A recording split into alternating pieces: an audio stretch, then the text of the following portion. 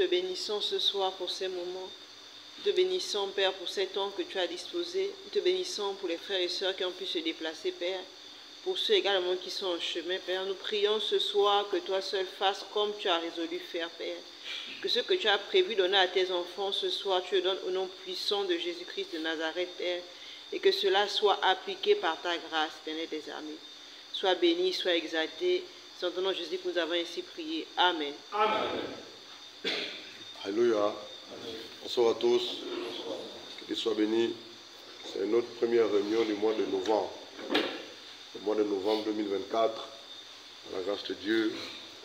Notre première réunion avec les frères et sœurs qui sont prêts à se marier, qui sont en cours de mariage et qui préparent leur mariage. Alléluia. Ou qui sont en attente de mariage. Nous bénissons Dieu pour cette réunion. Que la gloire vienne à Christ Jésus. Nous bénissons Dieu pour les frères et les sœurs qui sont en ligne, et pour ceux-là qui sont là, pour ceux-là qui arrivent, qui sont en chemin. Amen. Amen. Que Dieu soit béni. Gloire à Dieu. Je passe la parole à la sœur Doris. Bonsoir à tous. Bonsoir. Est-ce qu'il y a quelqu'un qui a une question particulière ce soir? Le frère André, j'avais une question à propos. Bon, c'est vrai que c'était une ancienne rencontre que nous avions eue. Nous avons parlé de, je pense, de planning familial.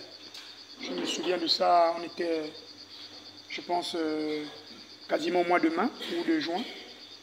Je me suis posé cette question depuis 2 jours. Si la volonté de Dieu est que nous multiplions, donc on est des enfants, est-ce que le planning familial ne se met pas à contrario de la volonté de Dieu? Je m'explique. Si Dieu veut, par sa volonté, que j'ai 10 enfants, et moi, regardant les réalités mondaines, terrestres, sociales, économiques, je me mets à mettre 5, est-ce que Dieu m'imposera d'avoir mes 10 enfants? Est-ce que le planning familial que je mets en place avec ma future épouse ne va pas à l'encontre de la volonté de Dieu? Est-ce que le planning familial doit être le langage d'un chrétien? Quand on parle de planning familial, c'est la capacité de planifier le nombre d'enfants ou de grossesses. C'est-à-dire que tu mets certaines stratégies en place. Cette stratégie peut être mondaine ou biblique, en guillemets, comprenez mon langage, pour éviter les grossesses non voulues. Amen, parce que financièrement, tu es paumé, pardon pour l'expression, et économiquement, tu es assis. Donc, par conséquent, tu vas essayer d'éviter au maximum les enfants.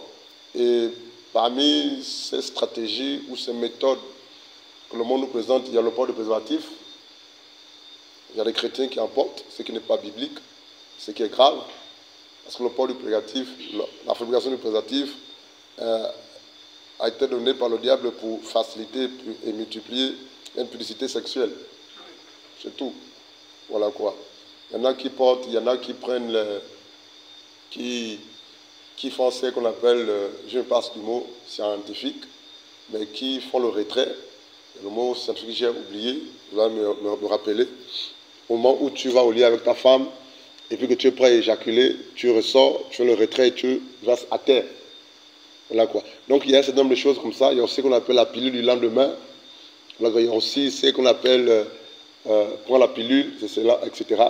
Et puis certaines méthodes données par la science, de prime abord, sont contraires à la parole de Dieu, condamnées par la parole de Dieu. Alléluia.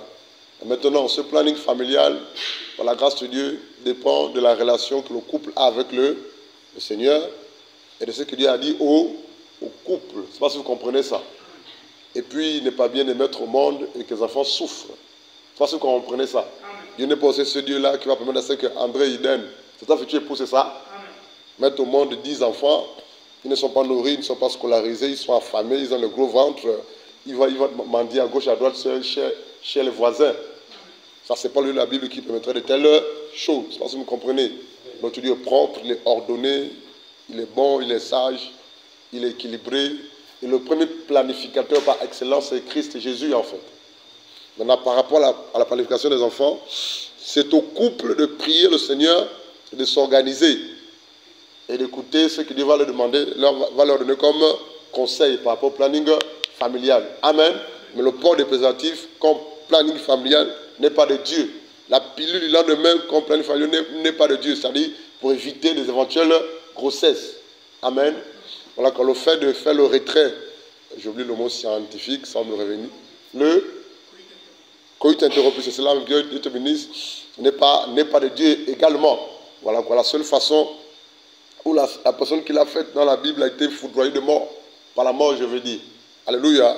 Donc, dans tous les cas, Dieu ne peut pas permettre que vous mettiez au monde des enfants pour qu'ils souffrent. Et il y a aussi, scientifiquement, c'est prouvé, lorsqu'une femme met beaucoup au monde, elle a des risques. C'est quoi encore d'y avoir l'expression? Si une femme met beaucoup au monde, elle accouche, elle accouche. Qu'est-ce que c'est passé comme conséquence après? Elle peut mourir pendant l'accouchement ou par hémorragie. Même scientifiquement, c'est prouvé que faire beaucoup d'enfants peut entraîner la femme à la mort en fait. Du coup, après un certain nombre d'enfants, l'utérus ne peut plus permettre que tout se passe bien en fait. Donc du coup, même scientifiquement, c'est pas bon. Mais dans tout ça, Dieu est au-dessus de la science. Donc il saura comment donner la sagesse et l'intelligence pour ne pas mourir après. C'est tout ce que je peux dire comme élément de réponse. Question. Bonsoir à tous. J'ai 2 questions. Est-ce que je peux poser les 2? La première question, c'est, on a dit ici, souvent pendant les prédications, que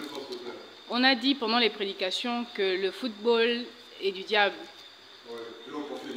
Et ma question, c'est, est-ce qu'on peut retrouver des footballeurs chrétiens et est-ce qu'une sœur chrétienne peut marier un footballeur? Puisque le football, c'est du diable. Si tu n'aurais pas parlé de mariage, je ne veux pas répondre ta question. Je veux dire hors contexte. Parce que tu comprends. J'introduisais ma question. La deuxième question, c'est une sœur qui m'a posé la question.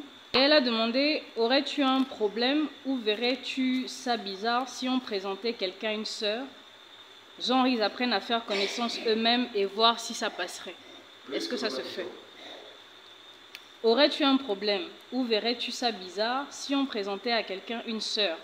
Dans le genre, ils apprennent, le frère et la sœur, donc le frère qu'on présente à la sœur et la sœur en question apprennent à se connaître pour voir si ils peuvent se marier. Est-ce que c'est d'autres personnes, d'autres frères et sœurs ou d'autres gens? Est-ce que ça se fait? Est-ce que les frères et sœurs peuvent se marier dans ce contexte-là? On va répondre à la deuxième question d'abord. Merci. En fait, ce qu'il faut comprendre, c'est que à faire un mariage est là. C'est délicat. Si tu es d'accord, dis Amen. Je n'écoute pas ton Amen. Hein. Je n'ai pas écouté le Amen de Georges. Ok. À faire un mariage est là. C'est très délicat. Toutes les fois que l'homme a été pour quelque chose en matière d'union ou de mariage, toutefois qu'il y a un peu de l'homme dans le mariage d'un homme et une femme, toutefois que l'homme, avec grand H, petit h, s'est impliqué de manière personnelle, de manière directe pour que deux personnes se marient, ça a toujours été un fiasco. Et ta question ressemble un peu à ce genre de mariage arrangé. Ça ressemble tout petit au mariage arrangé. Je pense que en présentant la sœur Chung avec le frère Tel, ou le frère Patrick avec la sœur Émérance, voilà quoi, tout en disant que vraiment je vois les deux dans un couple, on va laisser penser que ça va marcher. Ils seront influencés. Et si encore que celui qui le fait, c'est le père ou c'est la mère biologique, ou les parents biologiques de la sœur du frère, ou un homme, ou quelqu'un qui a de l'ascendance, donc l'autorité sur la personne, ou quelqu'un, ou un pasteur, ou un homme de Dieu, ils seront influencés par rapport aux personnes qui les présentent. Et puis, si ça aboutit au mariage, ça ne marchera pas en fait. Je ne sais pas si vous comprenez ça. Ce n'est pas une bonne stratégie. Par contre, si dans le secret, le frère ou la sœur, une tierce personne ou l'homme de Dieu voit que le frère et la sœur peuvent aller ensemble, tout ce qu'il a à faire, c'est de prier pour que Dieu se révèle à chacun d'entre eux, pour qu'ils s'accordent ou pour que quelque chose se passe, pour qu'ils se rendent compte. Mais appeler le frère, appeler la sœur, dire vraiment je pense que, et puis aller prier, il ferait mieux que vous pensez, c'est pas bon en fait. C'est pas mature, c'est charnel, c'est humain. Il n'y a rien de Dieu dedans. Alléluia.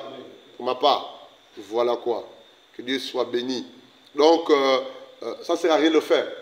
Dans tous les cas, écoutez bien, dans tous les cas, si tu pries, si tu es enfant de Dieu, si tu es né de nouveau, si tu crains Dieu, si tu sers Dieu, si tu fais la volonté de Dieu, dans tous les cas, Dieu te mariera.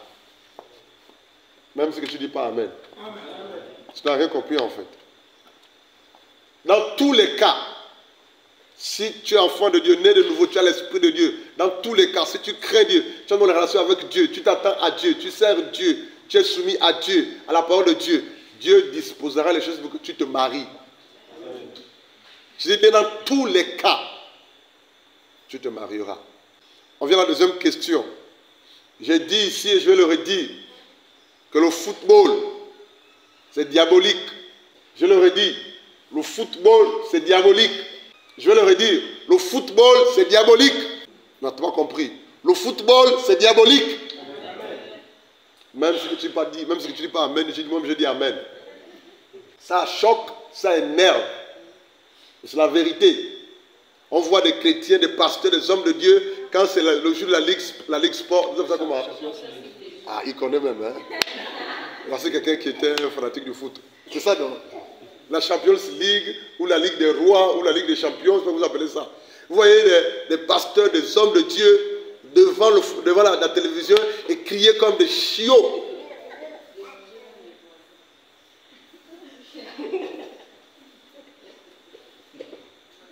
Il y a un match qui a eu lieu, si c'est les Paris, non, pas le Paris, c'est le Real Madrid qui ont perdu 4-0 là. C'est qui ça?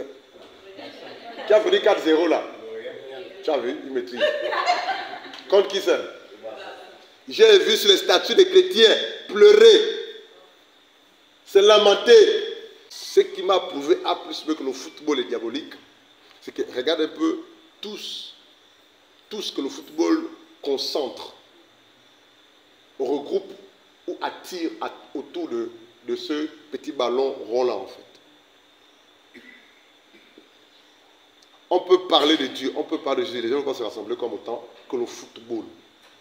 C'est diabolique, totalement diabolique. Maintenant, je suis convaincu qu'il y a des chrétiens qui sont des footballeurs. Parce que je vois dans les réseaux sociaux, chrétiens footballeurs. Avant de jouer, faisons signe de croix. Là encore, il ne prouve qu'il est chrétien. Fais le signe de croix, ne pas dire que tu es enfant de Dieu. Avant nous pas même. On voit des chrétiens footballeurs. Avant de tirer le penalty, il fait sa prière. Puis quand il a marqué, oh Jésus à l'intérieur. C'est des histoires. J'ai aussi eu des témoignages. Voilà quoi. Vraiment propres. Où certains footballeurs ont affirmé que c'est des satanistes vraiment pointus pour avoir du succès dans le match, dans le football. Donc dans le football, il n'y a rien de Dieu dedans en fait. Les gens, les adultes, les papas, les mamans, tout le monde entier va être concentré, va être attiré par un petit ballon. Je n'ai rien contre le football. Je n'ai rien contre ceux qui jouent le football. Pour ma part, le football, il n'y a rien de divin dedans. C'est diabolique. Qui sait pourquoi est-ce qu'on appelle ces championnats-là Coupe du Monde? Qui sait pourquoi on appelle ce championnat Coupe du Monde? Qui peut répondre à la question? Qui sait pourquoi on appelle le championnat de football Coupe du Monde? Qui peut répondre? C'est quoi la Coupe du Monde? C'est quoi ce championnat, la Coupe du Monde? Qu'est-ce que c'est? Réponds s'il te plaît. La Coupe du Monde, c'est une organisation qui regroupe les pays qui constituent le monde. D'accord. À jouer au football, c'est ça, non? Si on appelle Coupe du Monde, c'est parce que derrière, tout ce qui est entré au monde renvoie au diable. Le monde est gouverné par le diable. Et regardez un peu les gens regardez un peu les personnes qui sont attirées, intéressées par le football. C'est des païens en général. C'est des sorts, c'est des satanistes, des occultistes. Regardez un peu la mafia qu'il y a tout autour.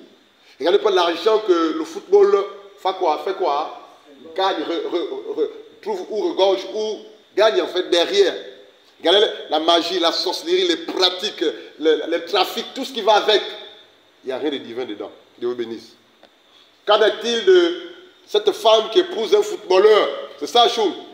Est-ce qu'une sœur peut épouser un footballeur chrétien? Mon épouse me regarde avant de répondre, comme me dit, c'est sensible ta réponse. Dans tous les cas, la sœur chrétienne nouveau qui épouse un chrétien footballeur, ça c'est entre Dieu et eux. Amen. Si tu me dis que c'est Dieu qui t'a dit d'épouser un footballeur chrétien, qui suis-je moi pour dire que ce n'est pas Dieu qui est dedans?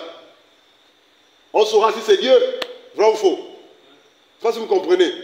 Dans tous les cas, si tu me dis que c'est Dieu qui t'a dit d'épouser un footballeur chrétien, moi je ne peux plus donner mon avis. Amen. Parce que c'est Dieu qui a dit. Qui suis-je moi pour m'opposer à la volonté de Dieu? Dans tous les cas, on saura si c'est Dieu qui est dedans. Je me rappelle un jour, quelqu'un m'avait dit, on saura si c'est Dieu Blanchard qui est dans cette affaire-là. Je l'ai regardé droit dans les yeux. Dans mon fort intérieur, je sais que la chose là, c'est vraiment Dieu qui est à l'intérieur. Aujourd'hui, la personne a confessé, et je le crois, que c'est Dieu qui est dans cette chose-là. Et c'est le temps qui va nous prouver si c'est vraiment Dieu qui est dans la chose. Si c'est Dieu qui est dans le mariage. Si c'est Dieu qui est dans ton appel. Si c'est Dieu qui t'a appelé. On saura, avec l'épreuve du temps. Si ce mariage-là, c'est Dieu, parce que toi, c'est lui qui l'a épousé. On saura si c'est Dieu. Le temps va nous le confirmer. Le temps va trancher ça, en fait. Donc, par conséquent, la sœur qui dit que Dieu lui a déposé un footballeur chrétien, c'est entre Dieu et la sœur. Alléluia. Mais dans tous les cas, si tu veux demander mon avis, en tant que sœur, je posais un footballeur chrétien, qu'est-ce que tu en penses? Ce jour-là, je donnais ma réponse. Amen. Que Dieu vous bénisse. J'ai une question à vous poser. Qu'en est-il de cette sœur qui dit que, ou de ce frère, bien évidemment, qui dit que Dieu lui a montré le visage de sa femme, sa future femme, son futur époux, future épouse dans un rêve? Qu'en est-il de cela par rapport à la parole? Dieu m'a montré ma future femme dans le songe, c'est la sœur telle. Dieu m'a montré mon futur mari dans le songe, c'est le frère tel. Qu'en est-il? C'est scripturel, c'est conforme, c'est biblique? Oui, Georges. Quelqu'un d'autre peut répondre? Je ne sais pas si dans la Bible, il y a un couple dont l'époux ou l'épouse a eu un songe. Mais la Bible déclare dans Job que Dieu parle tantôt d'une manière, tantôt d'une autre. Donc par les songes. Donc par la volonté de Dieu. C'est l'une des façons dont Dieu a de communiquer avec les hommes, les songes. Il se peut que Dieu décide de communiquer à un frère ou à une sœur, sa future épouse ou son futur époux, par songe. Donc ça c'est... Je pense que ça peut le faire. C'est la volonté de Dieu. Je bénis Dieu pour la réponse du frère André. Il s'est référé à la parole de Dieu pour pouvoir répondre à la question en fait. Et dans la Bible, de la Genèse à l'Apocalypse, il n'y a pas eu un mariage entre un homme et une femme qui a été bâti, construit, fondé sur la base de révélation d'un mariage, en disant que ton mari s'était à travers son jeu un rêve en fait. Mais je sais, et c'est biblique, selon Job là-bas, ton toit, que Dieu parle par les songes. Amen. En matière de mariage, dans la Bible, Dieu n'a jamais révélé le visage d'un frère et d'une sœur. Dans la Bible, hein, par le songe, par le rêve en fait. Mais Dieu, dans la Bible, à travers les songes, a donné des confirmations pour certaines choses, a visité certaines personnes à travers les songes et les rêves, ou a conduit, délivré, restauré des personnes à travers les songes, ou montré les pièges ou les plans de vie à travers les songes. Mais dans la Bible, la Genèse d'Apocalypse, Dieu n'a pas encore donné à un homme ou révélé à un homme que ta femme ou ton mari, c'est telle personne à travers un songe. Pourquoi j'en parle et pourquoi je pose la question? On doit faire attention aux songes dans lesquels Dieu nous montre le visage d'un frère, d'une soeur en termes de quoi? De mari ou de femme. Je m'explique. Ecclésiaste 5.3, lisons. Ce n'est pas le passage de ce soir, le thème de ce soir, on va l'aborder. On va aborder nos thèmes, mais c'est juste l'introduction. Ecclésiaste 5.3. Car comme le songe naît de la multitude des occupations, ainsi la voix des fous se fait connaître par la multitude des paroles. Car comme le songe naît de la multitude des occupations, ainsi la voix des fous se fait connaître par la multitude des paroles. Une autre version, s'il vous plaît. Ecclésiaste 5.3. Ecclésiaste 5.3. Lorsque tu as fait un vœu. Ecclésiaste 5.3. Ecclésiaste 5.3. Selon les versions, livre le verset 2 dans ta version. Ecclésiaste 5.2. Car si les songes naissent de la multitude des occupations, la voix de l'insensé se fait entendre dans la multitude des paroles. Relis s'il te plaît. Car si les songes naissent de la multitude des occupations, la voix de l'insensé se fait entendre dans la multitude des paroles. Dieu parle par les songes. Dieu conduit par les songes. Dieu se révèle par les songes. Dieu instruit par les songes. Dieu se révèle par les songes. Mais il faut aussi comprendre, et c'est ça ce qui est très important, qu'en termes de mariage, dans la Bible, je ne dis pas qu'il ne peut pas le faire, il est Dieu, alléluia. Mais dans la Bible, la Genèse de l'Apocalypse, Dieu n'a pas encore révélé le visage ou montré le mari d'un homme, d'une femme, à travers le songe ou les rêves. Du coup, prenons et faisons attention aux songes, aux rêves que l'on reçoit, en ce sens qu'on te dit, ton mari c'est tel, ou ta femme c'est tel, on te montre un visage de tel ou tel. Vous remarquerez que la plupart des frères et des sœurs, en général, quand ils se marient, quand ils voient leur propre mariage dans un songe, dans la plupart des cas, ils ne voient jamais le visage. Qui dit amen à ça? Pourquoi en général Dieu ne montre pas le visage lorsqu'il te montre ton mariage dans un songe? Parce qu'il sait qu'en général le diable peut aussi s'en servir, se servir des songes pour te détourner. Il sait aussi Dieu que ta chair peut te donner des songes. Parce que les songes aussi peuvent l'origine.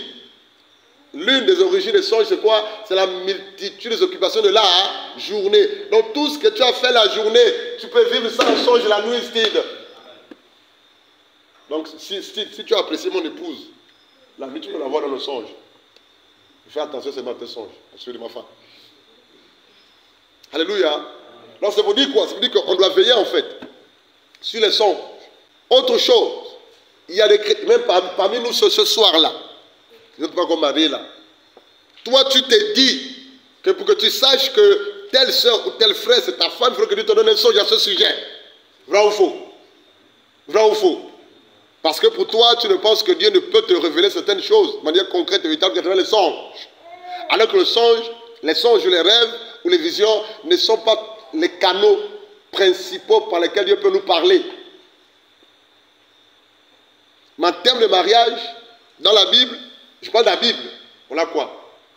Il n'y a aucun mariage qui a été fondé sur la base d'un songe où Dieu a dit, ton mari c'est tel, tu as un songe, ta femme c'est tel, tu as un songe. Il n'y a rien eu de ça en fait. Nous faisons attention à nos songes en termes de mariage ou de révélation d'époux ou d'épouse. Amen. Je ne dis pas, j'équilibre toujours, je ne dis pas que Dieu ne peut pas le faire. Mais en général, il ne le fait pas. Ça, si vous comprenez mon langage. Je ne dis pas que Dieu ne peut pas le faire. Mais en général, en termes de mari et femme, en termes de révélation, il ne procède pas comme ça.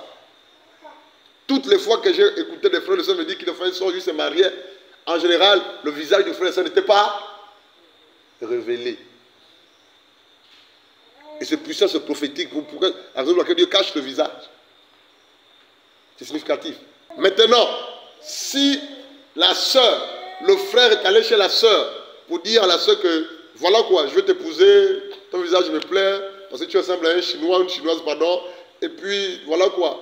Et maintenant après, on va prier pour voir si c'est la volonté de Dieu. Dieu peut confirmer la sœur si c'est lui ou pas lui à travers un songe. Alléluia. Et dans ce songe-là, il peut arriver que le frère ou que la sœur puisse voir le visage du frère. Mais c'est rare. Que Dieu vous bénisse. On va évoluer, sauf sur les questions par rapport à ce que je viens de dire. Bonsoir, je peux intervenir. On t'écoute, sœur Amandine. C'est Amandine? Oui, c'est Amandine. Par rapport à ce sujet, je voulais apporter un témoignage pour enchérir un peu. Vas-y, je disais, quand j'étais nouvellement convertie, il y avait un frère que j'aimais bien. J'admirais son zèle, je trouvais qu'il était zélé, on partageait souvent et tout. Et une fois, j'avais fait un songe où j'étais dans une maison et en train de travailler justement avec ce frère.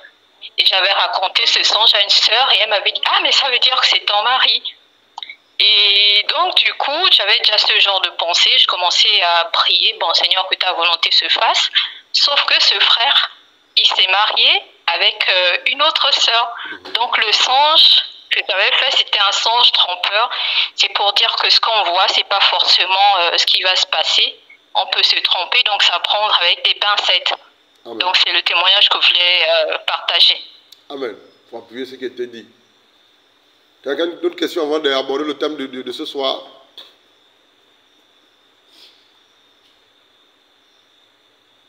Ok. Nous allons prendre nos Bibles par la grâce de Dieu. Nous allons, si Dieu le veut, poser une question avant de lire un passage. On commence avec le partage du soir. Quels sont les différents buts du mariage? Chrétien, bien sûr. Quels sont... Enfin, j'aimerais quelque chose à dire? Ah d'accord. Allez-y. Quels sont les différents buts du mariage? Selon toi. On va donner 3 ou 4 buts. Selon toi, donne 3 ou 4, 3 ou 2. Bonsoir à tous. Je suis le frère Boris, donc j'aimerais intervenir par rapport à la question. Vas-y. Déjà, le plan de Dieu, n'est-ce pas, la question. Quel est le but du mariage? Le but du, chrétien, en fait. le but du mariage, c'est déjà accomplir la volonté de Dieu, qui est le mariage, qui est, comment dirais-je, ce que Dieu veut, au fait. D'accord. Quelqu'un d'autre? Oui, Michel, pardon. Bonsoir à tous. Bonsoir. Selon Ecclésiaste, le chapitre 4, versets 9 et 10, 2 valent mieux qu'un, parce qu'ils retirent un bon salaire de leur travail. Verset 10, car s'ils tombent, l'un relève son compagnon.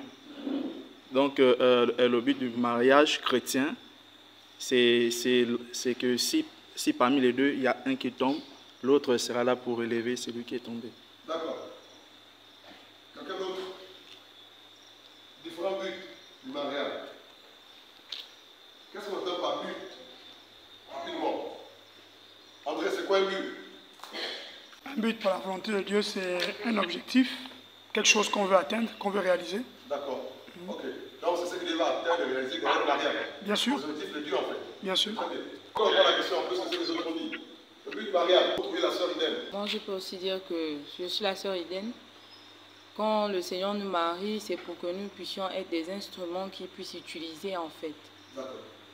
Quelqu'un d'autre? But du mariage. Les objectifs que Dieu va atteindre derrière ton mariage, ou après ton mariage, dans ton mariage, ou avant ton mariage. Dans le micro, on va marier. Qu'est-ce que Dieu atteint ou est en train d'atteindre derrière votre mariage? Oui, le couple de Mongol. Qu'est-ce que Dieu atteint ou est en train d'atteindre ou veut atteindre derrière votre mariage? Bonsoir à tous. Bonsoir. Ce que Dieu atteint à travers notre mariage, c'est déjà c'est un changement d'abord. Il nous amène, si je reviens un peu en arrière, quand j'ai commencé avec, quand j'ai épousé la sœur, on n'était pas encore renouvelés. Mais il savait qu'au préalable, j'allais servir Dieu. Bon, derrière, le plan de Dieu, je ne l'avais pas encore connu. C'est après le mariage que j'ai su qu'au moins Dieu m'attend à le servir auprès d'une femme. Mais que les objectifs, c'est d'abord nous amener à comprendre mieux d'abord sa parole, à nous transformer et ensuite de rentrer dans tout ce qu'il entend. Maintenant, c'est d'autres objectifs à atteindre, on ne l'a pas encore, mais avec la grâce de Dieu, on y parviendra. D'accord. Alléluia. Ils sont venus pour les réponses des uns des autres. On va juste améliorer ou renchérir en fait. Lorsqu'on parle de mariage, et tant que tu n'as pas compris, là c'est de manière prophétique que je te parle, à toi qui n'es pas encore marié. Tant que tu n'as pas encore compris le but ou les différents objectifs pour lesquels Dieu veut te marier, tu as du mal à rentrer dans ton mariage. Qui comprend ça? Si tu n'as pas encore compris le but pour lequel Dieu te marie ou veut te marier, tu as du mal à rentrer dans ton mariage. Et c'est la question qu'il faut se poser. Pourquoi Dieu me marie maintenant? Ou pourquoi Dieu veut me marier? Quel est le but? Ou quels sont les buts pour lesquels Dieu veut te marier? En fait, Dieu ne marie jamais. Le Dieu d'Abraham, d'Isaac et de Jacob ne marie jamais un homme, une femme juste pour le plaisir. Ou parce que tu as prié, ou parce que tu as jeûné, ou parce que tu es beau, ou parce que tu es belle, ou parce que tu as l'âge de te marier, ou parce que tu désires te marier. Non!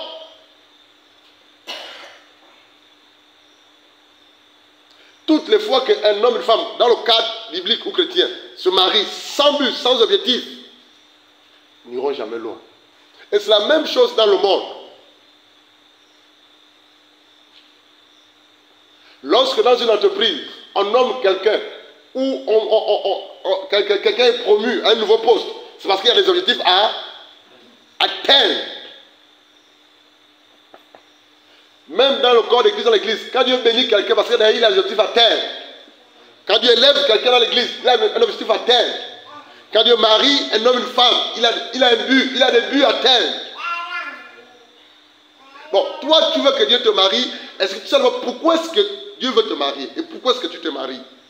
Est-ce pour les rapports sexuels? Non. Non. Voici 4 ou 5 grands buts pour lesquels Dieu marie un homme. Si tu n'as pas compris ces 4 ou ces 5 grands buts, tu vas prêt à te marier. Ou à les assumer en fait, tu vas prêt à te marier. Lorsque Dieu marie un homme et une femme, je parle de cadre biblique chrétien. Un, c'est pourquoi? C'est pour glorifier son nom. Si tu es d'accord, dis Amen. Amen. Bon, est-ce que dans ton mariage là, ou bien dans ce que toi tu veux te marier là, Dieu va se glorifier? Est-ce que Dieu tire sa gloire dedans? La première chose pour laquelle Dieu marie, ou la première raison pour laquelle Dieu marie un homme et une femme dans le Seigneur, c'est parce que Dieu veut se glorifier dans ce mariage. Mais quand Dieu te regarde, il y a des choses qui ne sont pas encore au point. Il retarde la chose.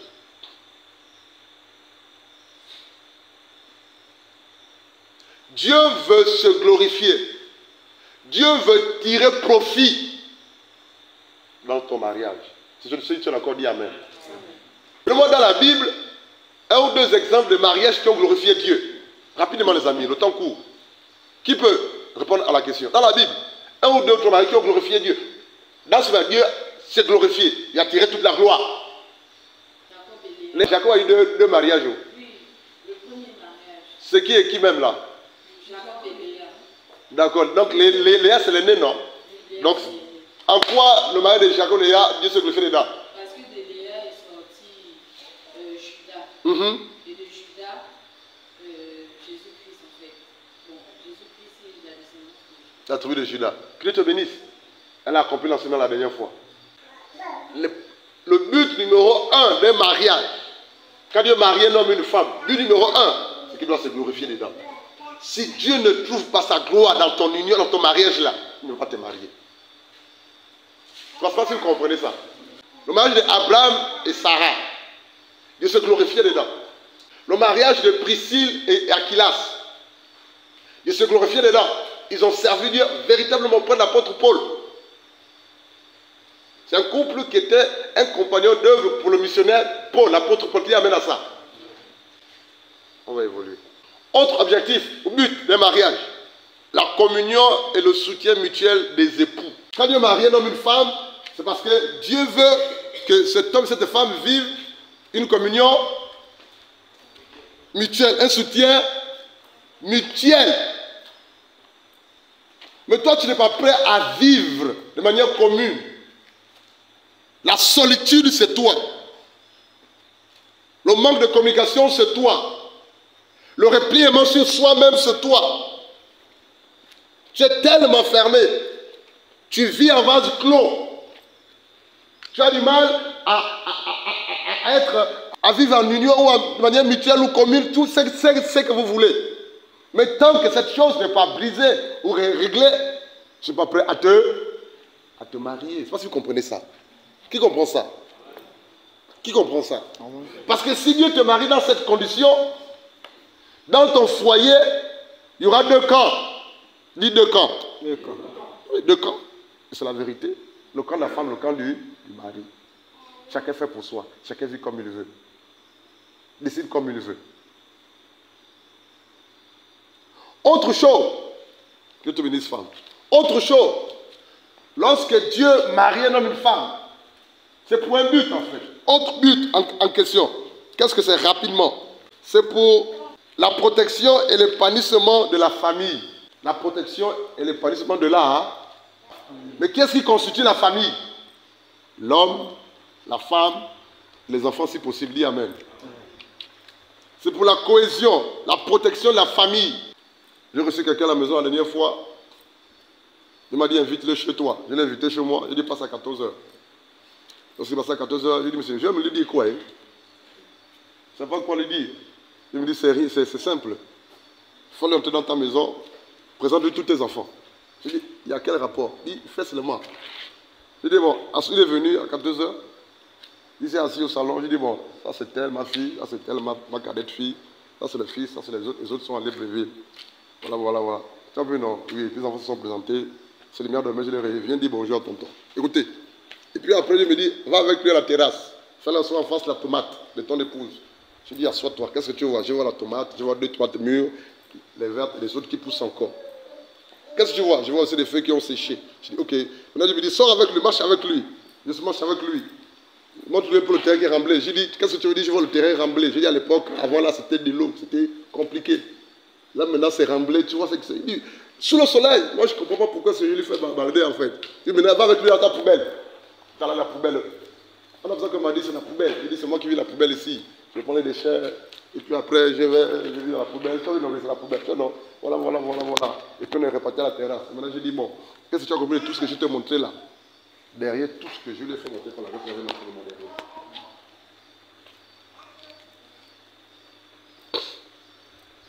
Je dis, tu n'es pas prêt à te marier si tu ne sais pas prendre soin de ta famille. Protéger ta famille. Il arrivera où tu dois prendre des décisions capitales. Et ces décisions vont à la fois mettre ta famille en danger ou protéger ce qui est ta famille. Et après je lui ai dit, tu sais pourquoi est-ce que je t'ai amené à la poubelle? Mon déchet, il a dit non. Si tu passes tout ton temps sur terre à travailler, tout ce pour qu'on travaille finit ou soit à la ou dans les caca. Qui dit amène à ça? Donc c'est pour dire que si tu ne règles pas ta vie, ou si tu te bats que pour les choses, la vie, tout ce pour qu'on se bat là sur terre va finir soit à la ou dans les caca. Qui dit amène à ça?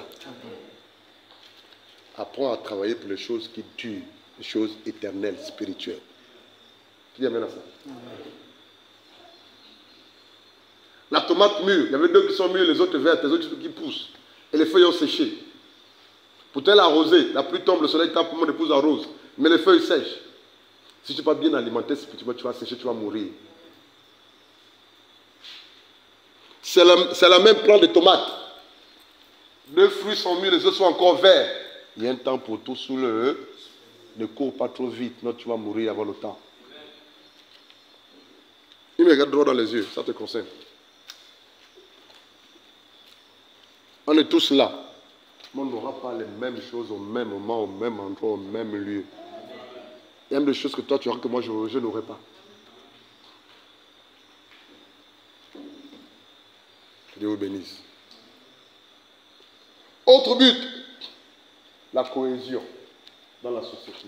Quand Dieu marie un homme et une femme, quand Dieu marie un homme et une femme, quand Dieu marie un homme et une femme, dans le Seigneur, c'est pour que cet homme-là et sa future femme soient quoi? Une source de bénédiction dans la société, pour la société. Ça veut dire quoi? Quand Dieu marie un homme et une femme, c'est pour que ton homme et son mari, par la grâce de Dieu, dans la société où ils vivent, la société bénéficie de leur union, de leur bagage. Eux, son mari et elle doivent être une source de bénédiction pour la société dans laquelle ils vivent, le couple vit. Cette bénédiction à la fois sur le plan spirituel, matériel, financier même, c'est pas trop dans tous les domaines. Donc il y a tout ça que Dieu voit. Je veux marier Shung à tel homme. Qu'est-ce que Shung et tel homme vont apporter à la société pour que les hommes de la société sachent que vraiment le Dieu de Shung est tout puissant et réel. Vous vous asseoir les amis. Non, mais toi tu ne penses que quand Dieu va te marier, c'est juste pour faire papa et maman la nuit sous le matelas, noir, dans l'obscurité. Tu es déjà à côté. Donateur est à côté. André, Dieu ne te marie pas aider, c'est mon frère, papa, moi la nuit, dans le noir, dans l'obscurité, sous le matelas. Dieu te bénisse, tu as dit Amen. Dieu voit plus loin. Il voit très loin. Au but pour lequel Dieu nous marie aussi par la grâce de Dieu jusqu'à l'introduction. Il nous marie aussi par la grâce de Dieu pour que... C'est très important. Pour construire et bâtir son église. Qui lui amène à ça? Oh, ça c'est très puissant. Dieu marie des frères et des sœurs dans le Seigneur pour que ce couple chrétien bâtisse, construise l'église du Dieu vivant. Ça veut dire quoi? Quand Dieu a marié Ndjamangoy et... On n'a pas comme encore. Hein? D'accord. Quand Dieu a marié Francis Ndjamangoy et Chimène Ndjamangoy, c'est pour que Chimène Ndjamangoy et Francis Ndjamangoy soient vraiment des instruments pour que l'œuvre de Dieu soit bâtie et construite davantage. Pourquoi plusieurs personnes après le mariage voient la mort spirituelle, la sécheresse? C'est parce qu'ils ne font rien pour l'œuvre, pour l'église, pour le corps de Christ. Ils se contentent qu'à s'amouracher matin, midi et soir, sexuellement, les bisous matin, midi et soir. Oui, ça fait partie du mariage. Oui, ça fait partie de la bénédiction du mariage. Mais qu'est-ce que tu fais pour l'œuvre, pour le corps de Christ, pour l'avancement de l'église, en tant qu'époux que Dieu a marié? Rien. Qu'est-ce que tu fais? Ils sont nombreux que Dieu a mariés. Chrétiens, Dieu les a mariés, n'est-ce pas? N'est-ce pas? Ils ne font plus rien pour Dieu. Vous connaissez quelques couples qui sont maintenant ou avant. Vous les connaissez encore plus tard. Dieu les a mariés, ils ont jeûné, ils ont prié. L'église où ils priaient, à l'époque où là où ils priaient encore, Dieu, les frères se sont investis, se sont immobilisés pour les aider à se marier. Après le mariage, plus rien. Il faut dire Amen. Plus rien. Plus rien. Quand Dieu marie un homme et une femme, c'est pour que ce couple qui est marié chrétien-là contribue à ce que l'église soit bâtie et construite au nom de Jésus.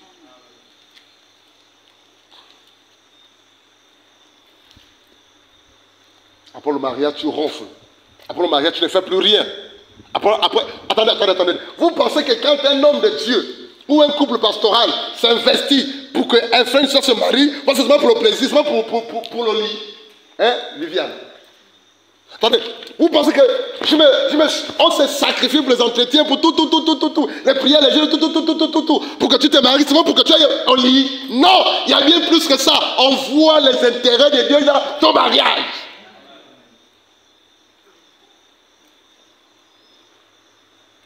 On voit ce qu'il a fait dans l'église, dans l'assemblée, dans le corps de Christ, dans la société, dans les nations. Pourquoi plusieurs mariages échouent, chrétiens? Parce qu'après être marié par Dieu, ils passent le temps à se balader, à s'amuser. Il ne faut plus rien. C'est des paresseux. Il ne faut plus rien. Il n'y a plus de sacrifice, il n'y a plus d'investissement, il n'y a plus d'amour pour le Seigneur, on ne fait plus rien pour Dieu. Alors que quand tu ne t'es pas marié, les frères et sœurs mariés ont prié, t'ont suivi, t'ont encouragé, t'ont encadré pour que tu te maries. Mais là, toi qui es marié, encadre aussi les autres sœurs et frères qui sont pour se marier. Tu ne fais rien. Un couple, venez-vous de s'il vous plaît, courez. Un couple, dans une église locale. Tenez-vous dans la main s'il vous plaît. Dans une église locale. Écoutez bien les amis, dans une église ou dans une assemblée, les premières personnes que Dieu voit, c'est d'abord le couple. C'est l'homme et la femme mariés. Parce qu'ils sont les premiers symboles de l'église. Mais les frères qui se marient ne réalisent pas ça. Les sœurs qui se marient ne réalisent pas ça. Ils ne se marient que pour le sexe. Et quand à la maison, ça ne va plus, on oublie tout. Vous oubliez les intérêts de Dieu. Vous oubliez les sacrifices que les uns font payer. Vous oubliez les prières, le soutien, l'aide. Vous oubliez tout. Je veux me marier. Si tous ces buts-là ne sont pas réunis, tu ne vas pas prêt à te marier. Les gens pour qui on a prié, on a jeûné, on a soutenu, on a fait cela, on a eu des combats, des attaques pour que tu te maries. C'est parce qu'on veut que ton mariage, ton couple soit une source de bénédiction pour Dieu, pour l'œuvre et pour les autres. Voilà pourquoi dans nos églises locales, il n'y a rien en fait. Parce que les mariés, les personnes pour qui on s'investit, pour qu'ils se marient, on prie, on travaille, on jeûne, on accompagne, on suit, pour se marier, après ils ne font plus rien. Ils ne pensent qu'à eux-mêmes, hypocrites, égoïstes. Il n'y a pas le sacrifice. Il n'y a pas l'amour de Dieu, il n'y a pas l'amour de l'œuvre, il n'y a rien. La compassion, il n'y a rien. Tu peux me rappeler les buts? Rapidement, sois libre. Le premier but, c'était glorifier le nom de Dieu, c'est-à-dire Dieu nous marie pour que son nom soit glorifié. Le deuxième, c'était la communion et le soutien mutuel des conjoints. Le troisième, la protection et l'épanouissement de la famille. Quatrième, la cohésion dans la société. Nous devons être une source de bénédiction pour la société dans nos foyers. 5, pour construire et bâtir son église.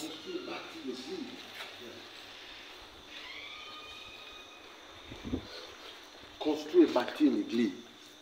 Construire et bâtir. Et les couples mariés dans l'église, ou chrétiens mariés, ce sont les premiers bâtisseurs. Vous pensez qu'on s'investit à organiser les réunions des futurs mariés, on s'investit à organiser les réunions de couples, c'est pour que nous soyons tous à l'œuvre et des sources de bénédiction pour l'œuvre de Dieu, vrai ou faux? Question par rapport à ce que je viens de dire, avant de passer au deuxième point de notre rencontre. Question. Je vais le redire encore. Quand je suis marié en 2012, je ne savais pas ce qui m'attendait après.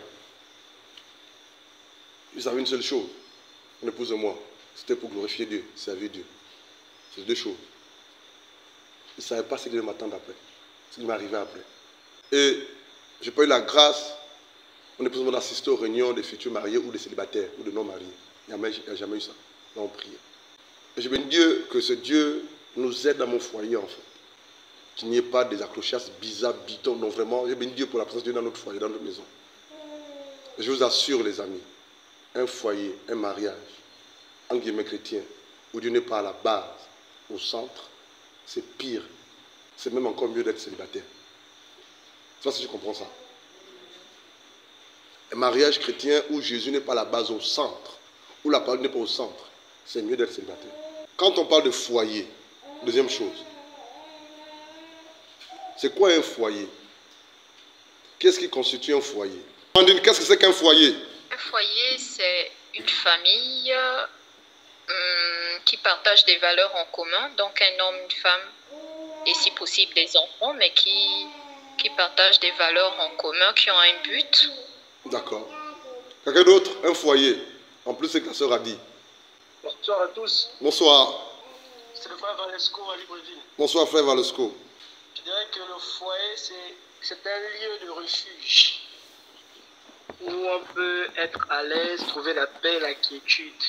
En plus de ce qu'Amandine a dit, le foyer, c'est ce que le frère vient également de donner comme élément de réponse.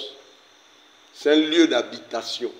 C'est là où un homme, une femme habitent, et les enfants si possible. Et je vous assure que le foyer, c'est le lieu où normalement, je parle de foyer chrétien, pas mondain ou païen. Le foyer est ce lieu, cet endroit normalement d'habitation où normalement, selon le Seigneur, la paix, la joie, l'amour, la sérénité, le calme, la communication doit régner. Qui amène à ça? Je veux dire ce que n'est pas le foyer. Le foyer n'est pas avoir une grande maison. Le foyer ne veut pas dire avoir des canapés douillés avec des versets bibliques contre le mur que tu ne pratiques même pas. Le foyer, ce n'est pas avoir un lit douillé. Le foyer, ce n'est pas avoir vraiment quoi, toute la déco bien organisée, équipée. Ce n'est pas ça le foyer. Le foyer, ce n'est pas d'abord les objets qui sont à l'intérieur. Le foyer se résume à un lieu d'habitation dans lequel un homme, une femme mariée habitent avec les enfants si possible, et dans lequel ce lieu d'habitation réside la paix, la joie, l'harmonie, l'amour, la quiétude, le partage, la communication, la vérité, l'humilité, la simplicité, le partage, la confidentialité. Ce qui fait que normalement, lorsque cet homme et cette femme sont mariés, ton foyer ne peut pas forcément ressembler au foyer de l'autre. Il ne faut pas envier le foyer de l'autre. Les hommes et les femmes qui envient les foyers des autres, c'est ceux qui pensent que le foyer se résume à quoi? À ce que l'on voit physiquement. Les grandes maisons bien décorées. Ce n'est pas un péché d'en avoir. Alléluia. Si ton foyer ainsi, gloire à Dieu. Alléluia. Ce n'est pas la déco. Ce n'est pas les canapés divins ou autre chose qui constitue le foyer. Si tu es marié et que ton mari et toi pouvez avoir une chambre où à l'intérieur il y a la paix, il y a la joie, il y a le sourire, il y a l'amour, il y a la confiance. Ton foyer est béni. Par rapport au foyer où ils sont dans la grande maison, ils ont tous les décos, tout. Mais quand le mari rentre le soir à la maison, la table n'est pas faite. La femme envoie son mari à la cuisine. Ou quand le mari rentre le soir à la maison, il compte sa femme parce qu'elle n'a pas fait ce qu'il voulait manger. Normalement, le foyer est censé être un arbre de paix. Je pense que quelqu'un peut dire amen à cela. Parce que la journée... Qui est au travail aujourd'hui là? Qui a travaillé aujourd'hui là? Levez un peu la main. Levez un peu vous qui avez travaillé aujourd'hui. Levez-vous un peu s'il vous plaît. Levez-vous un peu. Ah Seigneur, la grâce. Levez-vous un peu. Comment était ta journée? Comment était ta journée? C'était pas facile. C'était comment? Compliqué, hein? Compliqué. Donne le micro. Comment était ta journée? Pourquoi tu te blêmes pas? Lève-toi. Oh, Mais je ne sais pas s'il faut dire que j'étais au travail. C'est le travail? Tu es en formation? Ça fait partie de ton travail. Comment c'était ta journée? Chargée. Elle est même fatiguée, ça se voit. Comment était ta journée? Hyper chargé. Ah, hyper chargé, hein? Ton chef t'a grondé, hein? Non, du tout. Ah, d'accord. Comment était ta journée? Difficile. Difficile. Et toi, ta journée? Bien. Bien, c'est-à-dire, les clients ne t'ont pas embêté, insulté, c'était calme. Les clients ne m'insultent jamais. Ah, les clients ne t'insultent jamais. D'accord, ok. Comment était ta journée? Difficile, mais Dieu a fait grâce. D'accord. Et toi, ta journée? Compliqué. Compliqué. Et toi, ta journée? Chargée, hein? Et ta journée? Tu n'as pas travaillé, tu t'en repos. Et toi? Difficile. Pourquoi difficile? Parce que c'était dur. C'était dur. Et toi? Épuisant. Épuisant. Et toi? Épuisant. Et toi? Dans la joie et dans l'amusement. D'accord. Et toi? Dieu a fait grâce. Vous remarquerez que la journée est difficile. Nos journées sont difficiles. Vrai ou faux? Il s'est levé, non? Dans le téléphone, on ne peut écouter. Et ta journée? Comme d'habitude, elle est toujours difficile. Difficile. Parce que la planification ou autre chose, c'est difficile. Ce qui fait que la journée dehors, c'est chaud. Vrai ou faux? Pour ceux qui ont des chefs difficiles, ils vous manquent de respect à des papas, des mamans comme vrai ou faux? Ils vous donnent des ordres, ils vous envoient faire des choses compliquées, demandent des résultats, demandent des comptes. Tout ça, c'est compliqué. Parfois, c'est vraiment chaud la journée, le travail compliqué, difficile. Quand tu rentres le soir à la maison, en tant que mari ou femme mariée, qu'est-ce que tu attends? Une fois entré dans ton foyer, ta maison, tu attends quoi? Le calme, la paix, la joie, l'amour, la sérénité, le partage, le sourire. Mais imagine que tu rentres dans ta maison le soir, après une lourde journée difficile, ta femme crie après toi. Ton mari crie après toi. Ta femme crie après toi. Ton mari crie après toi. Ou les enfants crient dans tous les sens. Qu'est-ce qui va se passer? Qu'est-ce qui va se passer? Tu vas fuir ta maison. Tu n'auras pas envie de rentrer dans ta maison le soir. Tu vas fuir ton foyer. Du coup, le foyer là, en tant que chrétien, enfant de Dieu là, c'est un endroit quand tu rentres le soir ou quand tu rentres. Quand tu rentres, viens ici s'il te plaît. Quand tu as une journée difficile, de travail difficile, homme marié, quand tu rentres le soir, quand ta femme te reçoit avec un sourire, avec un sourire, avec un sourire, ça dit quoi? Elle va te désaltérer, vrai ou faux? Elle va te faire oublier la journée difficile. Mais quand tu rentres le soir, accueille-moi comme tu ne l'as jamais fait. Quand tu rentres le soir, coco, bonsoir chérie. Quoi? Oh!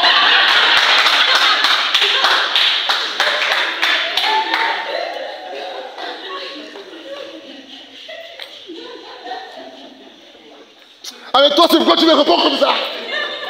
Le problème a commencé.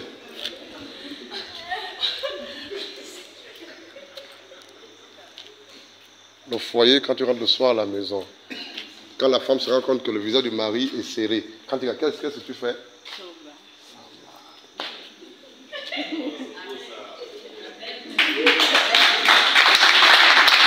Et elle sait que son mari a une journée dit, non pas qu'il a dit, mais rien que l'expression du visage et du corps. On enlève les chaussures. Enlève les chaussures. Enlève les chaussures. Elle dit, chérie, assois-toi, je te préviens un jus frais d'orange. Là, pour le gel test. Mon ami, quel que soit ce qui s'est passé dans la journée au travail, même si que, je te bénisse, même si que le sel a débordé dans la nourriture, tu vas manger. Acclame le Seigneur.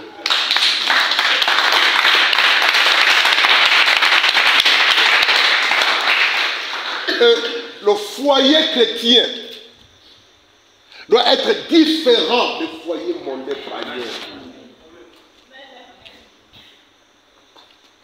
Il faut qu'il y ait le sourire. Quand tu rentres le soir à la maison, il faut que tu aies l'envie, le désir de rentrer à la maison, trouver ta famille. Quand les enfants te voient venir, papa, même s'ils dorment seulement la nuit, quelle que soit l'heure, quand ils écoutent la voix de papa, papa, tu es arrivé, après il n'y a pas dans la chambre. Femme, homme, chrétien, mari, le foyer chrétien. Quand le monde dehors là est difficile, et dur et compliqué, mais quand tu rentres dans ton foyer, c'est là que tu es consolé, tu es fortifié, tu es aimé. Le sourire, la paix, la joie, le partage de ta femme et ton mari. Vous dites tout, vous partagez tout, vous planifiez avec les enfants, le sourire des enfants, le cri, les pleurs, voilà quoi, les jeux. Mais pour que ce genre de vie soit dans ton foyer chrétien, il faudrait que tu sois véritablement né de nouveau. Que tu sois brisé. Que tu connaisses le but ou les buts pour lesquels Dieu te marie. Si tu épouses un mari qui s'appelle poisson-chat, je dis quoi?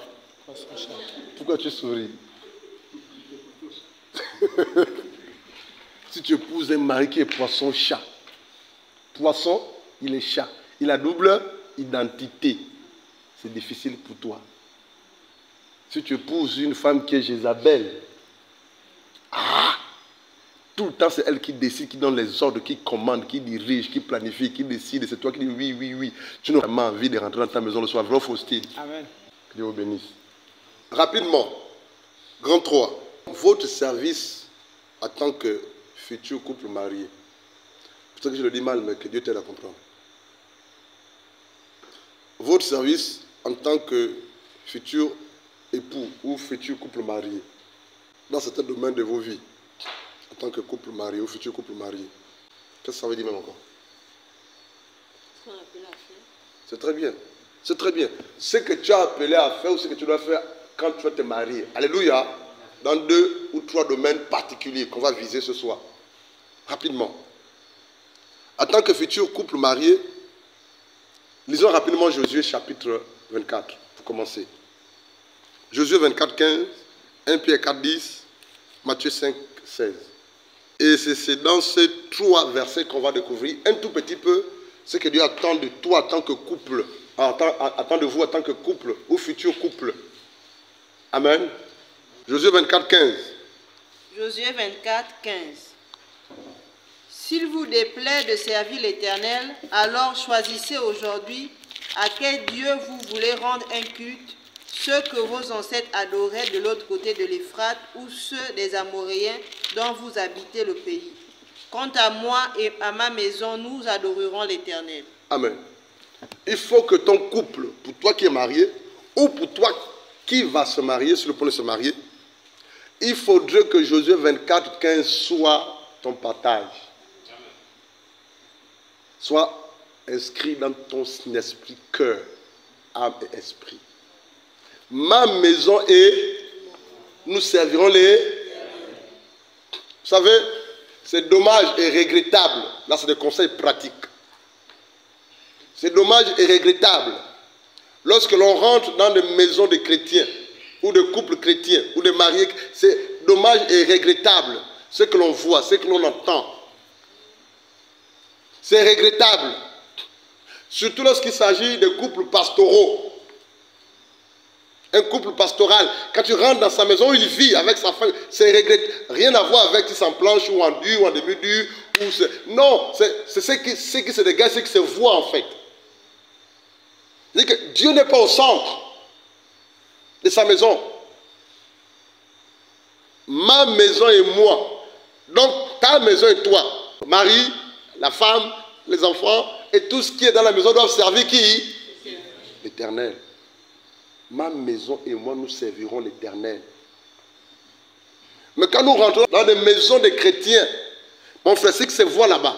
Mais là-bas, les éléments décoratifs de la maison. Quand tu regardes ces objets, les femmes sont nues. Mais Josué dit quoi? Ma maison et moi, nous servirons l'Éternel.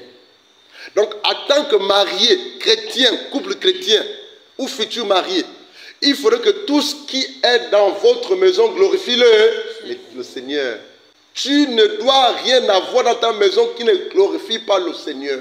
Et ce qui est encore ridicule et regrettable, petit dommage, c'est que vous plaquez les versets bibliques sur le mur de vos maisons, vrai ou faux, que vous n'appliquez même pas. Mais tu les mets pour qui? Tu mets les versets bibliques sur le mur de ta maison, donc tu n'appliques pas ça. Voilà pourquoi la majorité des familles chrétiennes ou des couples chrétiens n'ont pas de fondamentaux. Ce n'est pas solide en fait. C'est léger, c'est fragile. Pour si peu, un couple chrétien va être fragilisé. Parce qu'il n'y a pas de racines. Couple chrétien, quand on est dans leur maison, ça ressemble au monde. Ce que vous voyez dans leur maison, c'est le monde. Il faut dire Amen. Amen. C'est le monde. Si pendant que tu es célibataire, tu vis seul, et que dans ta maison où tu vis, ou dans ta chambre, il n'y a pas de rigueur, Jésus n'est pas au centre, il n'y a rien, c'est le désordre. Tu penses que quand tu vas te marier, que ta maison sera où tu vas régner véritablement. Tu ne vas que ramener ça dans ton foyer. Donc, je suis en face, ou nous sommes en face des frères, ceux qui veulent se marier, dont la base, où Jésus n'est pas au centre, je veux dire, pardon. Je ne sais même pas si Dieu peut compter sur ton futur foyer. Je ne sais pas si quand il faut trancher d'un pot de main, toi en tant que couple marié, oui Seigneur, je veux leur dire ça. C'est pas toi en tant que, parce qu'il parle à mon oreille droite en fait, si toi en tant que couple marié, c'est pas si quand il faudrait trancher de manière radicale sur un sujet ou un thème, une question, pour que Dieu soit, c'est pas si tu vas dire des choses proprement calmes et clairement, sans aller à gauche ou à droite. Voilà pourquoi il y a du mal à marier les gens en fait. Quand je rentre dans la maison de quelqu'un, surtout quand c'est des chrétiens, tu vas penser que mes yeux sont juste sur place. J'ai regardé partout. J'ai déjà vu. Je fais comme si je n'ai pas vu en fait. Mes yeux, c'est les scanners. Scanner, c'est ça. Hein? Voilà, quoi. Mes oreilles, j'ai les oreilles ultraviolets aiguisées en fait. J'entends tout. Pardon? Qu'est-ce qu'elle a dit? Elle a dit quoi? Je n'entends pas. C'est ultra comment? Ultrason. Ultrason en fait. Amen. Non, ça vous dit que commencez, là vous êtes seul là, à vivre et à mettre Jésus au centre. Pour que quand vous allez vous marier, la même chose vous suit dans votre foyer. Parce que si je n'ai pas au centre, s'il n'y a pas de rigueur, de profondeur, de crainte d'amour, de crainte de Dieu, quand tu vas te marier, ton époux, ton épouse peut t'influencer, te perdre après. Parce qu'en général, quand on se marie, on a tendance à vouloir faire plaisir à son conjoint ou à sa conjointe. Et même dans les bêtises, pour prouver son amour. Si vous voulez être de couples stables, de couples qui sont des instruments de Dieu, des bénédictions de Dieu, pour l'Église d'abord, donc le corps de Christ, et pour le monde, soyez enracinés. Ah les amis, mariez-vous et vous recevrez des personnes mariées dans le Seigneur. Quand vous écouterez leurs problèmes, leurs soucis, les raisons pour lesquelles ils veulent divorcer, je vais dire Seigneur, je te bénis de tous les enseignements que j'ai reçus avant de me marier. Parfois j'en sors avec des violents maux de tête quand j'écoute leurs histoires, ces couples-là. Mon épouse est témoin. C'est chaud. Ok, lis 1 Pierre 4, 10 s'il te plaît. 1 Pierre 4, 10. Chacun de vous a reçu de Dieu un don de la grâce particulier, qu'il exerce au service des autres comme un bon gérant de la grâce infiniment variée de Dieu. puisque chacun a reçu un don, mettez-le au service des autres en bon intendant de la grâce si diverse de Dieu. Regardez, la première personne, une fois mariée, qui va bénéficier des dons que tu as reçus, c'est qui? Georges, c'est qui? Quand tu vas te marier, la première personne qui va bénéficier des dons qui est en toi, c'est qui?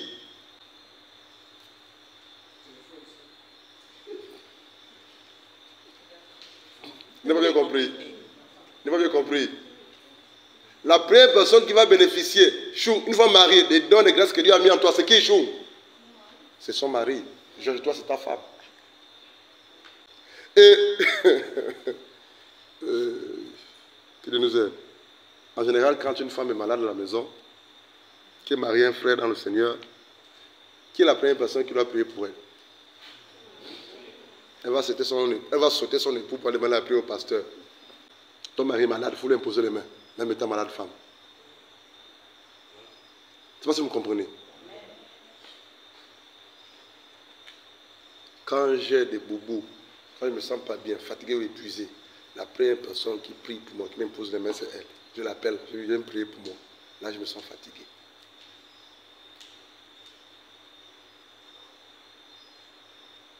La première personne qui va bénéficier de ton que tu as reçu, qui lui a mis en toi, c'est ton époux, ton époux. Mais qu'est-ce qui se passe? Posez la question aux mariés. En général, quand la femme est malade, elle ne prie pas. Ou quand le mari est malade, la femme ne prie pas. Ils appellent le pasteur. Ce que je veux dire, c'est la vérité. Mais quand c'est la soeur de dehors qui appelle pour la prière, le mari coupe pour aller prier.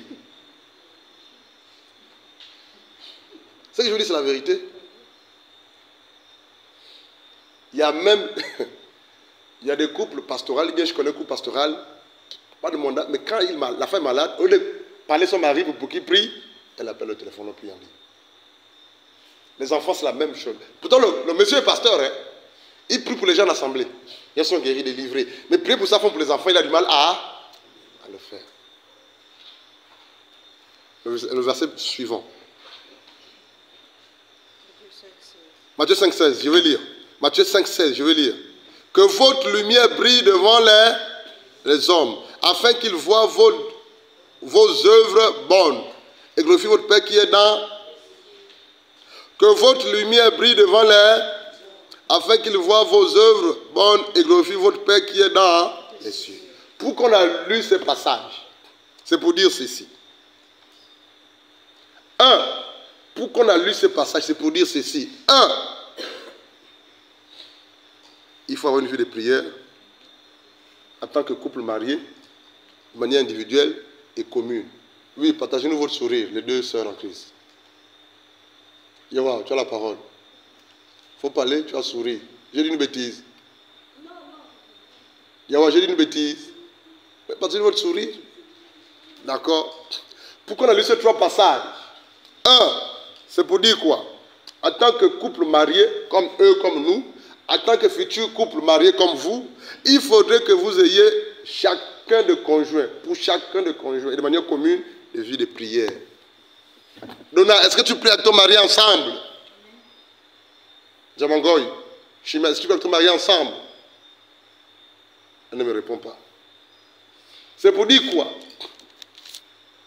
Il faudrait que vous ayez une vie de prière d'abord individuelle, elle prie de son côté, elle prie de mon côté, et de temps en temps de prière il faudrait qu'elle lise sa Bible de son côté, moi de mon côté, et de temps en temps on lise la Bible c'est pour l'unité du foyer du couple.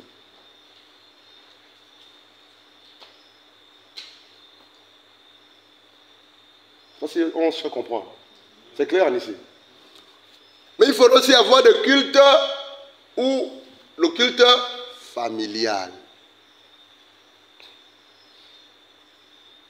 Où papa et maman et les enfants, de temps en temps, ils prient, ils louent, ils lisent la Bible ensemble. Ça, si Donna me comprend. L'Njamangoy. Oui. C'est vraiment ça. Le premier service dans le couple, dans le foyer ou dans la maison familiale. Il faudrait qu'il y ait des vies de prière, des temps de méditation entre papa et maman et les enfants. Il faudrait qu'il y ait le culte de prière en fait. Le culte de maison. n'a pas le temps de rentrer dans les détails. 2, il faudrait aussi que le couple chrétien ait sa place dans l'assemblée, ou œuvre dans l'assemblée, ou dans l'église locale, pour mieux comprendre. La place du couple chrétien dans l'assemblée locale, dans l'église locale. Pourquoi c'est important, selon vous? Parce qu'il y a des frères et des sœurs qui se marient, mais à l'assemblée, c'est pas comme si, dans vous. Papa disait que il faudrait aussi que le couple chrétien a sa place dans l'église. C'est pour édifier certaines personnes qui veulent se marier, par exemple, pour apporter aussi un peu de l'aide quelque part pour les personnes qui ne comprennent pas, des jeunes mariés par exemple, qui n'arrivent pas à s'engager dans leur relation.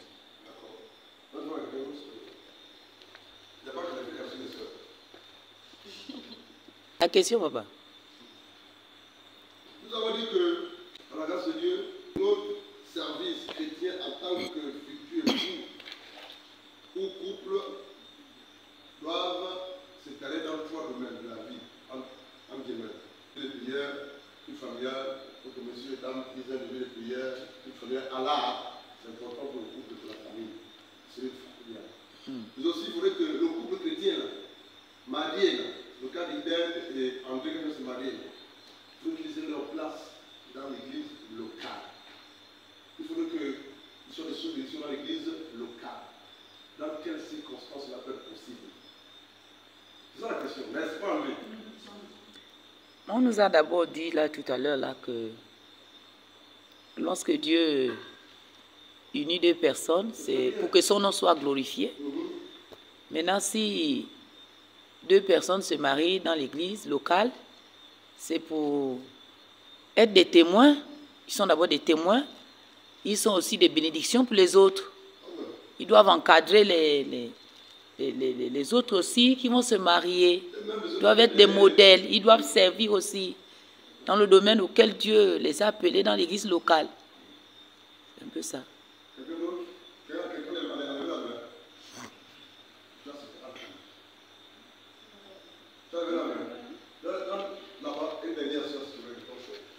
Si on a dit qu'il faut que le couple ait une place dans le local. C'est comme toi, tu es marié, tu as une place. C'est... Pas la place assise, hein? Oui. C'est comme ce que maman Viviane disait.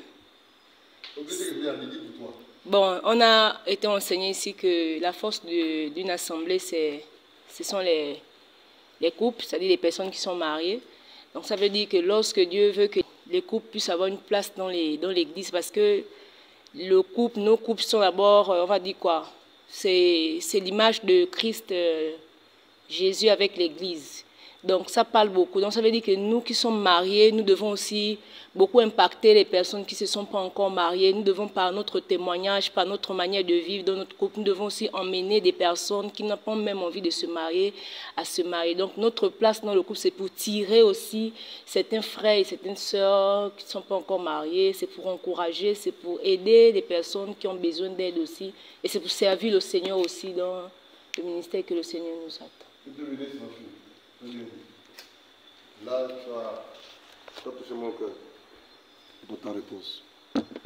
Pas pour une fois, pour une plus de fois. En fait, par rapport à cela, la place d'un couple ou d'un futur couple dans l'assemblée locale. Le couple chrétien ne vit pas ou ne doit pas vivre en vase clos. 1. Le couple chrétien ne doit pas vivre en tant que mari et femme chrétiens dans le Seigneur, étant dans une assemblée, ne doit pas vivre seulement pour leurs besoins. Parce que, vous savez, dans une assemblée, quand vous rentrez dans une assemblée, quand des gens viennent pour la première fois, la première chose qui les frappe, et ça c'est la vérité, ce n'est pas d'abord la louange, ce n'est pas d'abord l'accueil, surtout pour ceux qui sont matures et spirituels. Quand ils viennent dans une assemblée, la première chose qu'ils regardent, c'est regarder le nombre de maris dans l'église en question. Ils ont un regard particulier sur les couples. Ils observent le couple, les mariés. Ils regardent dans les doigts s'il y a les alliances. Et si vous ne savez pas, quand le diable veut détruire une œuvre, quand le diable rentre dans une assemblée, par le canal de ses émissaires ou ses agents, ou ses espions, les premières personnes qui l'attaquent, c'est d'abord les couples. Quand les couples sont fragilisés, attaqués, Il y a des problèmes dans les maisons, mariés, entre mari et femme. L'église est fragilisée. Si dans le foyer du pasteur ou de l'homme de Dieu, dans la maison là-bas c'est compliqué, c'est chaud, ils ont des problèmes de complications, des incompréhensions, ils s'attaquent, c'est les disputes. Quand il viendra là, il sera vide, paumé, fatigué. Il ne pourra pas perdre le troupeau de Dieu. Dis Amen. Et les premières personnes que le diable veut attaquer ou attaque dans les églises, c'est d'abord les couples. Lorsque l'ennemi veut détruire une œuvre chrétienne, une église, il s'attaque d'abord au couple. Si le couple n'est pas stable, ancré dans le Seigneur, l'assemblée va prendre un coup. Vous remarquerez aussi, dans une église, quand un couple chrétien, et que les frères et sœurs se rendent compte que ce couple chrétien-là n'est pas un modèle, c'est le désordre, il n'y a rien du coup. Les frères et ceux qui se font marier ont du mal à penser mariage, vouloir se marier. Donc les couples ou les mariés dans le Seigneur ont de lourdes responsabilités. On ne vit pas en vase clos. Ça veut dire quoi vivre en vase clos? Explique-leur s'il te plaît. Quand on parle ici de vivre en vase clos, on dit être enfermé en fait. Ne vivre que pour soi, empêcher même que... faire en sorte que d'autres aient du mal à se rapprocher du couple pour savoir certaines choses ou être édifiés en fait. C'est ça. Si un frère ou une soeur a des questions par rapport au foyer, par rapport au couple, par rapport au mariage ou par rapport à chose, quelqu'un qui fait des choses dans sa maison où il veut être éclairé par rapport au mariage, il aura du mal à voir le couple l'endeuil. Pourquoi? C'est un exemple. Le couple l'endeuil vit en vase clos. Il aura du mal à voir le couple de style. Pourquoi? Leur couple fait trop enfantin, ils sont tout dans les blagues, dans les rigolades. On aura du mal à aller voir le couple Sono. Non. J'ai bien prononcé, non? Le couple Sono. Pourquoi? Parce que le couple Sono passe le temps avec sa femme Sono, femme, à se tirailler, à se chamailler en route, à parler les réunions. Pourquoi? Parce que tu vis en vase, tu es tellement fermé. Tu ne vis que pour toi et pour ton couple.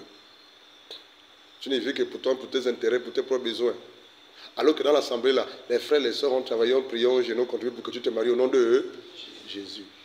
C'est comme ça que nous sommes. Et c'est ça en fait. Le couple chrétien est appelé à prendre sa place dans l'église du Seigneur, afin de louer Dieu avec le peuple de Dieu. Le mari et la femme ont chacun reçu du Seigneur des dons différents et complémentaires, qu'ils ont la responsabilité de développer ensemble et de faire profiter aux autres dans l'église. La Bible nous enseigne que le Seigneur s'est servi de nombreux ou de grands couples mariages, vrai ou faux? Comme qui dans la Bible, pour bénir les autres. Quels sont les quelques couples dans la Bible qui ont été une source de bénédiction pour les autres et qui n'ont pas vécu en vase clos, qui n'ont pas vécu uniquement pour leurs intérêts personnels ou propres? Et c'est ça le problème de plusieurs frères et sœurs. Quand ils se marient, avant qu'ils se marient, oh aidez-moi, oh priez, oh suivez-moi, oh entretenez-moi, oh. Maintenant quand ils se marient, ils ne vivent que pour... Ça c'est bien ou c'est pas bien ça, Ngok? C'est pas bien. Et il y a même des frères, quand ils se marient, ils ont goûté à l'amour, à l'aide des uns des autres. Et quand eux, à leur tour, les autres se marient, ils sont indifférents. Il faut dire Amen. Les autres se sont privés pour vous accompagner en jeûne, en prière, en suivi, en aide, dans tous les domaines. Il y en a qui sont privés sérieusement. Ces entretiens, c'est les prières, c'est les jeûnes, c'est ceci, c'est cela. Tu as vu, tu as goûté. Mais c'est pour que tu fasses autant par la grâce de Dieu à qui au futur marié, frère. C'est la famille en Christ, c'est ça. Tu ne peux pas avoir goûté la bénédiction de Dieu et vivre en vase clos en tant que mari et femme. Être indifférent dans l'assemblée. Ou ne pas t'impliquer dans le service. Même dans la famille, il y a papa, maman, les enfants. Quand les parents s'occupent de leurs enfants biologiques, c'est pour que demain, pour demain, le plus grand, le plus né, fasse autant avec les plus petits au fur et à mesure. Mais qui sont les plus petits? Ceux qui viennent après vous dans le mariage, quel que soit leur âge. Vous qui êtes déjà mariés. L'autre chose, c'est quoi? On avait dit 3 éléments, non? Le troisième, c'est quoi? Notre service chrétien dans le monde. Les bénédictions des mariages. Viens, s'il te plaît. Quand Dieu marie un frère et une sœur dans le Seigneur, c'est que les bénédictions qui sont attachées à ce couple-là se répandent dans le monde entier. Qui est d'accord avec ça? Vous pensez que Dieu marie un homme et une femme seulement parce qu'il veut que le couple qu'il marie là soit une source de bénédiction. Dans leur propre famille, papa, maman, les enfants d'abord. aussi famille élargissée si vous voulez bien. 2, dans l'assemblée ou l'église locale, ou le corps de Christ. 3, et que cela se répande dans le monde entier. C'est bon mon époux, tu peux t'asseoir. Dieu veut marier Eden et l'autre.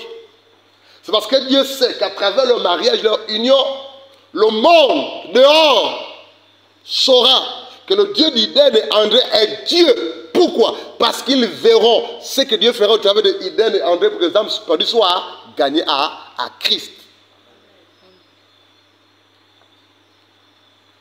Et c'est un peu les différents services que toi et moi nous sommes censés faire en tant que couple marié ou futur couple marié. Dans ta maison, culte familial avec les enfants. Messieurs, dames, vous deux, vous partagez ensemble. Vous priez ensemble. Vous lisez la Bible ensemble. Vous expliquez la Bible ensemble. Celui qui est plus aguerri dans la Bible aide l'autre. En général, c'est l'homme, vrai ou faux. Il tire la femme dans le Seigneur. Apprends comment est-ce qu'il faut partager, prier, lire, méditer, préparer quelque chose. Alléluia. Dans l'église locale, l'assemblée locale, ou le corps de Christ, il faudrait que vraiment on sente un plus après votre mariage. Dans le monde, il faut que dans la ville où tu es, le quartier où tu es, toi en tant que couple marié, on sache, oui, vraiment, c'est un couple chrétien. C'est un couple chrétien. C'est un couple chrétien. On voit Jésus en eux. Le monde est impacté. La ville est impactée. Le quartier est impacté. La ville est impactée. S'il faut que l'on parle des références en tant que couple chrétien dans ton quartier, dans ta ville, dans ton pays, qu'on sache qu'il y a un couple quelque part qui s'appelle Diawa tel avec son mari qui s'appelle tel Diawa, je ne sais pas trop comment il s'appelait. Mais quand on regarde le couple chrétien aujourd'hui, là, on a envie de vomir. N'est-ce pas, Jean? On a envie de vomir. Ça nous fait pitié. Hein, Steve?